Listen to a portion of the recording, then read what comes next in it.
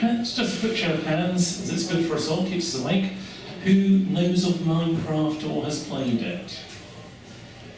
Cool, brilliant, loads of people. I didn't even bother with that slide. Anyway, we'll start off with why we use Minecraft. Is it just because it's a kid's game and I like it? No, there is that. It was actually part of one of our collaborative PhDs we do with the University of Exeter. This particular one is investigating gameful design in the museum. And you'll find that the use of gamification and gameful design is quite a big topic in museums, particularly in Scandinavian museums, oddly enough. And we really wanted to use Minecraft to increase the engagement we get with families, and particularly with children. As one of the things we do with our audiences, we segment them like all good people should. And we also look to build on existing audiences like the family audience and try and develop new audience as well. And we're pretty sure with Minecraft we might get people coming to the museum who've not been there before. Also, of course, as you all know from previous talks I've given to Digital Exeter, we're jolly keen on funding. And with Minecraft, because of the creative elements in it, the cultural elements you can get in it as well, the Arts Council regards it as being a bit of digital creativity, and this is a jolly good thing. Also, this particular piece I'm talking about tonight connects to a bigger Minecraft project involving the Exeter Place in Time project, which is all about looking at Exeter's excavation material from the 70s and 80s, and exciting new interpretation and discoveries have been made about it, which we're going to present through Minecraft. That's one of the nice things about Minecraft is you can put learning into it and children don't realise they're learning while they're using it, which is good news for people like me. Okay, you notice the next slide, it's the same picture, and that's because if you wanted to know about museums and Minecraft, really worth having a look at that and listening to the video there as well. So, over the last 4 years, museums have used Minecraft in lots of different ways, from creating heritage landscapes to depicting historic events and even reproducing a painting. Well, the Tate did this, so they were the first museum to create an object in Minecraft, thus beating me to it, which was very annoying, as you can imagine. Main users of Minecraft, as probably most of you know, are children, 8 to 12, and also you find older people coming back to Minecraft to experiment with it, try creating things in it, do all sorts of other things with it. And there'll be a brief rustle while I turn over my notes, so don't forget any of the good bits. Okay, on to the next slide. So, we want to use Minecraft as it's great in so many ways. What shall we create in Minecraft? Frequent visitors to the museum will know we've got a very big, over 2 metres by 1 metre model of Exeter in the Making History Gallery.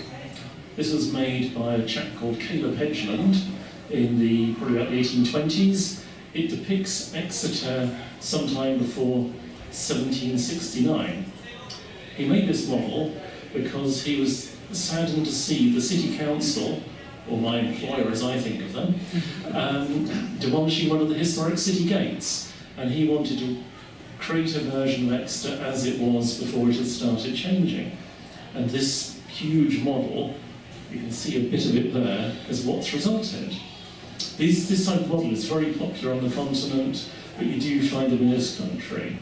Caleb Hedgeland also made a Silver Medal Award-winning model of the cathedral as well. And for anybody who's a model maker here, the scale of the model is roughly 1 to 200th. Should he be moved to make a sequel.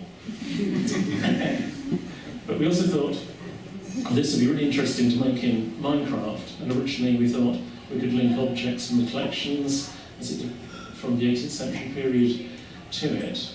And also we thought being able to explore this model, literally get inside it, would be really interesting for people. It would really provoke curiosity, and they could have a great time in there.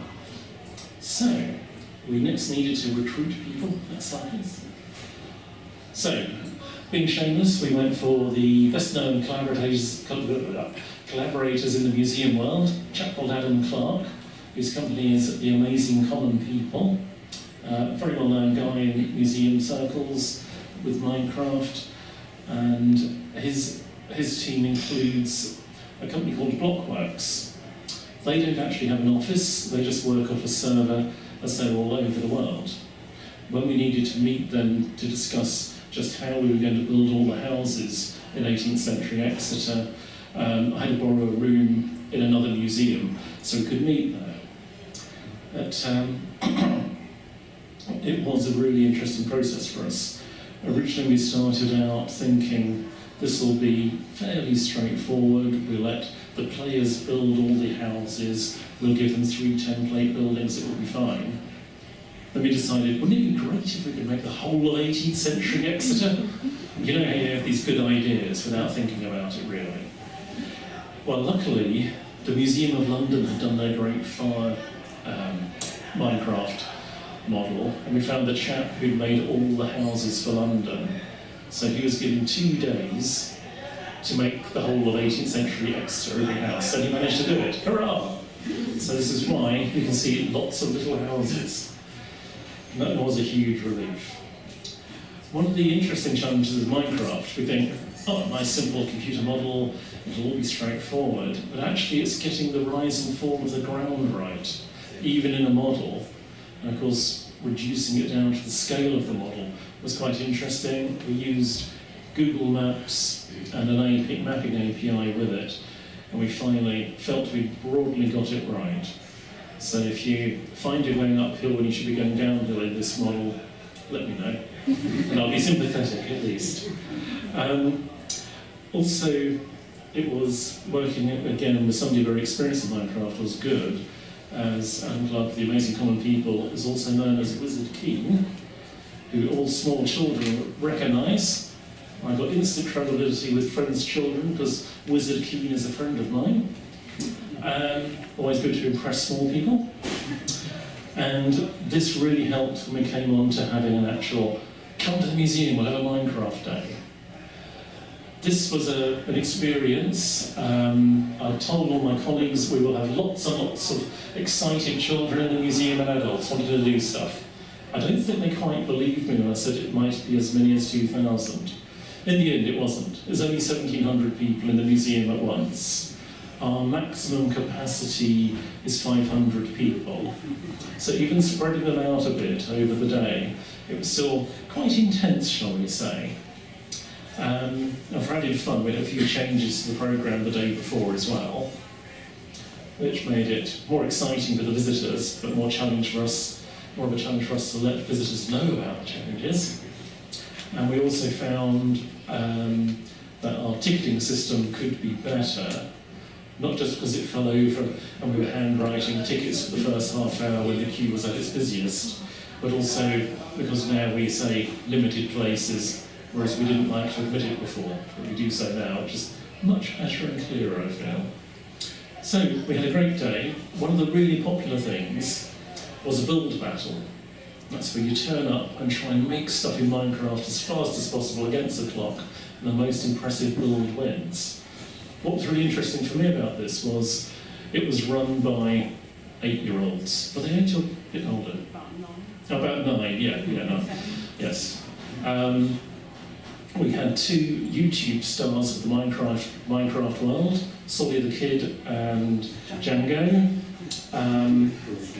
And they ran the event. We had 3 heats, so they were really good. Much better with the microphone than I am. And they didn't need a script either. And it's brilliant. But it's one of the really interesting things is how big Minecraft is on YouTube now. And this was something we were aware of, because we don't have a very big YouTube following an account, nor the time really to develop one. So when we are looking how we're going to reach our audiences, it was using our existing channels, which Helen is going to talk to you about now. Yeah, so as Rick said, obviously YouTube is really, really popular with loads of kids that play Minecraft, but we sort of took the quite pragmatic decision that we don't really have a big enough footprint on that channel yet to make it worthwhile trying to contact those players directly. So we focused on using our Facebook and Twitter accounts to really reach the parents of kids who like to play Minecraft. And we had 2 goals really, to drive downloads of the Minecraft map and also to drive attendance at the Minecraft Day at RAMM. The key thing is that we couldn't really have done this alone. RAMM publishes a really wide range of content on its social media channels, from the usual sort of news about exhibitions and events and what you can find at the shop, to kind of broader museum sector campaigns and advocacy work, and also the occasional meme and historic cat photo, which is also always very popular. Our audience is really varied as well, especially on Twitter. So we have a lot of local people, local museum visitors, also museum professionals from across the country and across the world, other sector bodies, and also just general museum enthusiasts from across the globe, really. So Minecraft is not really a type of thing that we have done before, and it's not the kind of content that our followers were expecting to see. So Blockworks and Wizard Keen, they were invaluable really in posting about the map themselves and also resharing our posts. That was really key to kind of reaching Minecraft fans. And it definitely worked, as so far we've had the map downloaded from 36 different countries. We've had just around 900 downloads of the map so far, which is like increasing all the time. So that was definitely, I don't think it would have been successful without partnering with them, to be honest. So for our local audience, we took a slightly different approach. Adam, Wizard Keen, made a video for us. This was a good way to both generate excitement about the map and also let parents know what to expect. We had a lot of anecdotal evidence on the Minecraft Day that parents knew that their children were really into Minecraft but didn't necessarily know much about what it entailed. And they found that being able to watch a video of the Helen model in Minecraft kind of reassured them that it was quality content and content that their children would enjoy. So again, the kind of Minecraft partners accounts reshared the post to help reach that global audience. And we also ran some short-term paid promotions to focus in on the local audience in Exeter and Devon in the run-up to the Minecraft Day. And it definitely worked, because we had a woman and her son waiting outside from 8:45, who had come from about an hour away. We had to sadly explain to her that we didn't open until 10 o'clock, and we were very sorry about that. We were also helped by Sofia, who's our collaborative PhD student that Ruth mentioned earlier. She took these comparative photos. So she posted them, and then we reshared them on the organisation's account. We felt that was a good way for people to see the kind of word-of-mouth recommendation from a Minecraft player, and it's just another creative way to let people know what to expect when they download the map. And it was also really important for us to flag up that you could explore some of these iconic Exeter buildings in Minecraft, as we felt that's a really key selling point of being able to explore the model in this way. And did it work? Yes. We found that our Minecraft content was really popular, and we had basically double the average reach and engagement for our normal like Facebook and Twitter posts. And I think that was definitely helped by having those kind of important influencers who could reach that key Minecraft audience. These are just some of the comments leading up to the day and on the day. And the top comment is from the woman who's the head of the Heritage Lottery Fund South West, which just shows that sometimes your local audience and your sector influencer audience can combine and be the same person. So this is just a really small selection of the comments we got, which were overwhelmingly positive. The only occasional negative things were that it was so busy, but that's just something that we'll have to work with next time. And the next slide is definitely my favourite response of the whole day. The whole museum was full of kids like this, which was amazing to see so many people kind of inspired and like engaging with our collections in such a different way. I'll hand over to Rick to tell you about what's coming next. It's the Romans. Yeah, we've got the two Roman maps, the fortress, so if you like barrack blocks, you'll enjoy that. And then we've got the Roman city, which of course will have the Roman baths, and really you'll be able to download the Minecraft map and explore the Roman city in a way we've not been able to offer before. It'll be a slightly different approach. The first one, the 18th century headland model one, it really is the object. If you go to the edge of the city in that one, you will see the glass case that encloses the object. If you walk along one side of the city, you'll even see the environmental monitoring device that's in the case. So you are quite literally in the object, that one.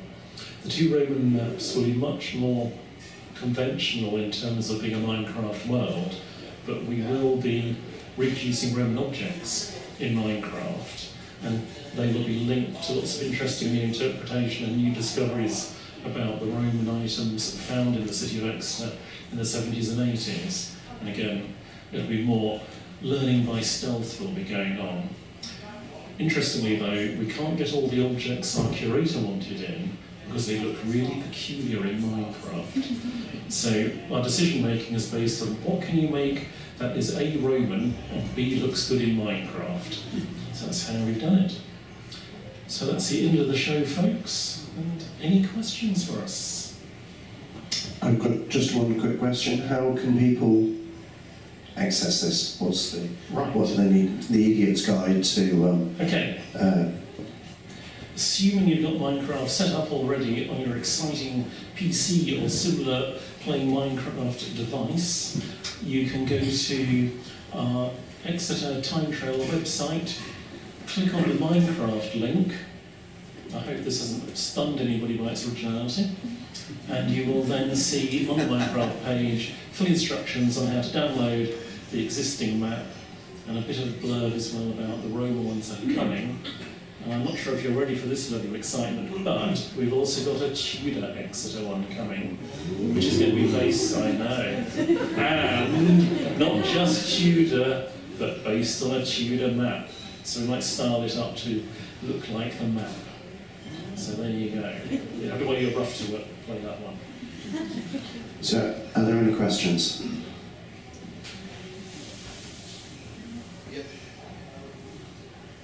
Thank you very much. It's really inspiring, fantastic work. At the Digital Plymouth conference last year, there were some guys who'd mapped the whole of Plymouth, which was really, really impressive, certainly for the point of getting citizens involved. Curious, you've put a lot of effort into this event. Yeah. How have you been able to maintain that engagement over a period of time rather than it just kind of happening and fizzling out? What we're doing is, well, just the nice thing with Minecraft is it isn't going away. Microsoft have bought it and are keen on developing it, making it join up over different platforms, so we know we've probably got a good 4 or 5 years out of this before changes maybe make it redundant. So we've made it part of the Exeter Time Trail website, and that website is all about Exeter's history, art and archaeology. So it will be where if you're interested in Exeter's past, you'll be able to find it there. Also that gives us something to link to and promote. And we continue keeping it going over our social media channels as well. Also working with Sofia, our collaborative PhD student, we're going to be doing some more Minecraft events on a smaller scale, as we can only cope with so much excitement and taking over the whole museum. And that's how we'll keep it going. And really, one of the things we try and do with all our digital offer now is try and make sure it's sustainable, that we can keep it there. Also that it's a resource for the museum to use. In sector speak, it is a digital learning resource. So we can have people come in and play it, we can have people explore the 18th century city in it. There are encounters in it, so we've got characters in it. You can meet Caleb Hedgeland himself in there. You can meet a pauper, and we have all sorts of things. You can go into Moll's Coffee House, the Guildhall, the Cathedral. And that's one of the really interesting things for me, being a big fan of built heritage. What did the inside of Moll's Coffee House look like in the mid-18th century? And even the Cathedral, for that matter. And as for the Guildhall, that's when I started thinking of hiding under my desk till people stopped asking me. It was really interesting trying to find out what the interiors of buildings look like, because you can't dodge the question. you know, your players will be going into these buildings and expecting something. And that's one of the really interesting things about recreating this model in Minecraft.